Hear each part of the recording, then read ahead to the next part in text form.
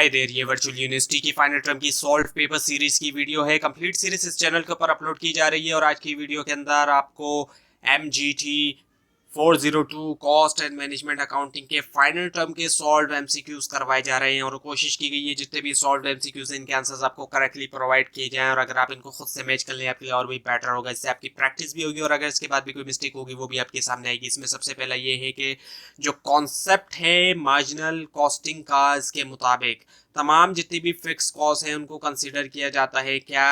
इसका जवाब है पीरियड कॉस्ट। और उसके बाद ये कि ब्लैक हिट चिमनी बिल्डर्स उन्होंने कंस्ट्रक्ट किए 80 यूनिट्स 1901 के दरमियान और टोटल सेल्स वैल्यू जो थी इन 80 यूनिट्स की वो थी 4,60,000 और वेरिएबल कॉस्ट जो है एसोसिएट थी ईच यूनिट्स के साथ वो थी 4,000 की और जो कंपनी की फिक्स कॉस्ट थी वो थी 1901 के लिए 50,000 और उसका अब जो पूछा गया उसमें ये कि how much was the per unit contribution margin. So per unit contribution margin जो है वो क्या था? इसका जवाब है 1750।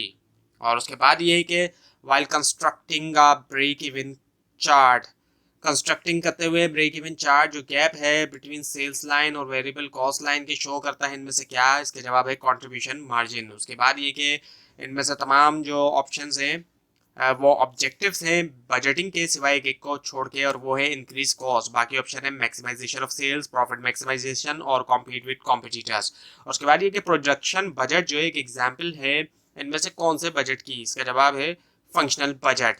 और फिर है हमारे पास कि इनमें से कौन सा फैक्टर जो है वो डिटरमाइन करता है जो इंपॉर्टेंस है direct labour cost budget in human resource department. So इसका जवाब है provide guidance about the requirement of number of work force. उसके बाद ये कि जो मास्टर बजट है यूजुअली बिगिन शुरू होता है किससे? सेल्स बजट से। उसके बाद ये कि इनमें से कौन सा जो है वो एग्जाम्पल नहीं है कैश आउटफ्लो की? वो है डेप्रिसिएशन। बाकी ऑप्शन है cash drawing, purchase of new equipment और कमीशन पेड। उसके बाद ये कि इनमें से कौन सा जो है वो एक प्रोसेस है जिसके जरिए मैनेजर्स जो है वो एनालाइज करते हैं ऑप्शन जो कि अवेलेबल होते हैं to set cost of the action by organisation, वो है डिसीजन मेकिंग। उसके बाद है हमारे पास के डी कॉर्पोरेशन यूज करती है प्रोसेस कॉस्टिंग को कैलकुलेट करने के लिए कॉस्ट जो है मैन्युफैक्चरिंग की करेंसीज की ड्यूरिंग द मंथ। अब मंथ के दरमियान क्या हुआ कि 12,500 यूनिट्स कंप्लीट हुए, 1,500 यूनिट्स जो है वो रिमेनिंग वर्क प्रोसेस रहे, 25% कंप्लीट हुए। और सो इसका आंसर ये कि इक्विवेलेंट यूनिट कितने प्रोड्यूस हुए। सो इसका आंसर है 12,875 यूनिट्स। उसके बाद ये कि एक कॉस्ट जो है इनकर्ड हुई लेकिन उसको चेंज नहीं किया जा सकता प्रेजेंट या फ्यूचर डिसीजन के जरिए। वो कॉस्ट क्या है? वो है संक कॉस्ट। उसके बाद ये कि इनमें से कौन सा बजट जो इंक्लूड है एक आइटम जो है इनडायरेक्ट कॉस्ट मटेरियल कॉस्ट का? वो है फैक्ट्री ओवरहेड कॉस्ट बजट। उसके बाद ये कि इनमें से कौन सी कॉस्ट जो है वो लिंक होती है कैलकुलेशन के साथ कॉस्ट ऑफ इन्वेंटोरीज? वो है प्रोडक्ट कॉस्ट। उसके बाद ये कि इनमें से कौन सा मैन्युफैक्चरर जो है वो मोस्ट लाइकली जो है वो यूज करता है एक job order costing accounting system? वो है builder of offshore oil rigs. उसके बाद ये जो सैलरी होती है फैक्ट्री क्लर्क की उसको ट्रीट किया जाता है किस तरीके से? उसका जवाब है इनडायरेक्ट लेबर कॉस्ट के तौर पर। और उसके बाद ये कि जो average consumption multiply by emergency time, ये जो एक फार्मूला है कैलकुलेशन करने के लिए क्या? Danger level. उसके बाद ये कि ई ओ क्यू जो है एक पॉइंट है जहाँ पर क्या है होता है कि ऑर्डरिंग कॉस्ट बराबर होती है कैरिंग कॉस्ट के। उसके बाद इनमें से कौन सा कॉन्सेप्ट यूज होता है एब्जॉर्प्शन कॉस्टिंग में? वो है मैचिंग कॉन्सेप्ट। और फिर हमारे पास जब क्लोजिंग स्टॉक जो है वो ओवर वैल्यू है वैल्यूएट है, so what would its affect? So उसका अफेक्ट क्या होगा प्रॉफिट में? सो इट विल इंक्रीज करेगा प्रॉफिट को। उसके बाद ये कि एक फर्म सेल करती है बैग 14 रुपीज़ ईच। सो जो वेरिएबल कॉस्ट होती है ईच यूनिट की वो है 8 रुपीज़। सो क्या मार्जिनल कॉन्ट्रीब्यूशन मार्जिन है पर यूनिट? वो है 6 रुपीज़। उसके बाद ये कि केलर कंपनी जो है वो सेल करती है सिंगल प्रोडक्ट जो है वो 28 रुपीज़ पर यूनिट के लिए। सो अगर वेरिएबल कॉस्ट जो है वो है 65% सेल्स और फिक्स कॉस्ट टोटल जो है वो है 9,800। सो ब्रेक इवन पॉइंट क्या होगा? वो है 1,000 यूनिट्स 1,000 यूनिट्स। उसके बाद ये कि जो बाई प्रोडक्ट है सॉप की वो क्या है? ग्लिसरीन। और फिर है हमारे पास कि अगर बी लिमिटेड जो है वो शो करती है required production 120 cases of product की मंथ के लिए, डायरेक्ट लेबर पर केस वो है 3 hour at 12 rupees per hour, और जो बजट लेबर कॉस्ट है मंथ के लिए वो शुड भी क्या होना चाहिए, वो है 4320। उसके बाद इनमें से कौन सा बेस्ट डिस्क्राइब करता है एक फ्लेक्सिबल बजट का, वो है कि एक बजट जो कि शो करता है कॉस्ट और revenue at different level of activity. उसके बाद इनमें से कौन सा जो एक प्रोसेस है जिसके जरिए मैनेजर एनालाइज करते हैं ऑप्शंस अवेलेबल होते हैं to set cost of action by the organisation, वो है डिसीजन मेकिंग। फिर है हमारे पास कि इन वन ऑफ कॉन्ट्रैक्ट्स, एक कॉन्ट्रैक्ट जो प्रोबेबली एक्सेप्टेड होगा अगर वो इंक्रीज करता है कंट्रीब्यूशन मार्जिन भी और प्रॉफिट भी। उसके बाद इनमें से कौन सा जो है वो ट्रेडिशनल अप्रोच है कॉस्टिंग के लिए, वो है एब्जॉर्प्शन कॉस्टिंग अप्रोच। उसके बाद ये कि फिक्स बजट जो है वो बेस करता है इनमें से किस पर, वो है नॉर्मल कैपेसिटी। फिर है हमारे पास कि कॉस्ट अकाउंटिंग के अंदर अनअवॉइडेबल लॉस जो वो चार्ज होता है इनमें से किसको, इसका जवाब है फैक्ट्री ओवरहेड कंट्रोल अकाउंट। और फिर है हमारे पास कि कॉस्ट ऑफ प्रोडक्शन रिपोर्ट जानी जाती है इनमें से किसके तौर पे, इसके जवाब है प्रोसेस कॉस्ट शीट। उसके बाद ये कि अगर गुड्स या प्रोडक्ट्स सेल नहीं किए जा सके at split of points and then cost can be allocate होगी on the basis of hypothetical market value basis. उसके बाद ये कि एक टिपिकल फैक्ट्री ओवरहेड कॉस्ट जो है वो क्या है, कंपनसेशन है प्लांट मैनेजर का। फिर है हमारे पास के कंस्ट्रक्टिंग करते हुए ब्रेक इवन चार्ट को गैप जो होता है सेल्स लाइन और वेरिएबल कॉस्ट लाइन के दरमियान शो करता है इनमें से क्या, कंट्रीब्यूशन मार्जिन। उसके बाद ये कि अमाउंट जो है डेप्रिसिएशन का फिक्स एसेट के ऊपर वो फिक्स होगा नेचर के अंदर, अगर कैलकुलेट ये होता है इनमें से किस मेथड के अंदर, इसका जवाब है स्ट्रेट लाइन मेथड।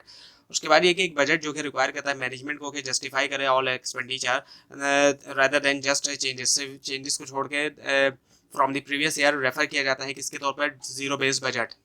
उसके बाद ये कि जो इक्विवेलेंट यूनिट ऑफ प्रोडक्शन है वो क्या है। जितने भी दिए गए हैं all of the given option है, उसके अंदर measure of productivity productive activity है, represent work done on units still in process as well as unit completed during the period भी। उसके अलावा are used on as a base for computing per unit cost in most process cost accounting system. उसके बाद ये कि इनमें से कौन सा जो ट्रेडिशनल अप्रोच है कॉस्टिंग के लिए, वो है एब्जॉर्प्शन कॉस्टिंग अप्रोच। उसके बाद ये कि under which of the following इनमें से किसके अंडर जो तमाम कॉस्ट होती है प्रोडक्शन की कंसिडर की जाती है प्रोडक्ट कॉस्ट रिगार्डलेस के वो वेरिएबल है या फिक्स है नेचर में, वो है एब्जॉर्प्शन कॉस्टिंग।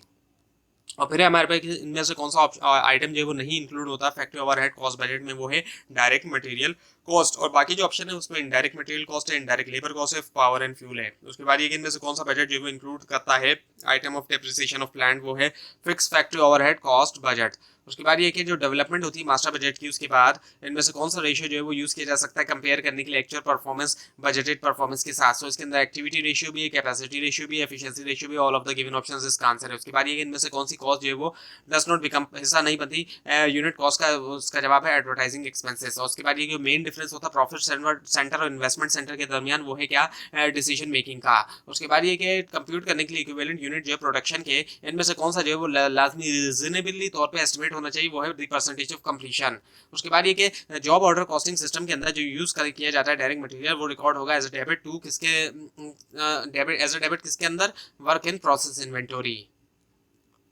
उसके बाद ये कि जो कंपनी ए का फिक्स एसेट है वो था 42,000, उसकी वेरिएबल कॉस्ट थी 24,000, उसकी सेल जो थी वो थी 80,000, यानी कि 80,000 थी, 8,000 यूनिट्स थे।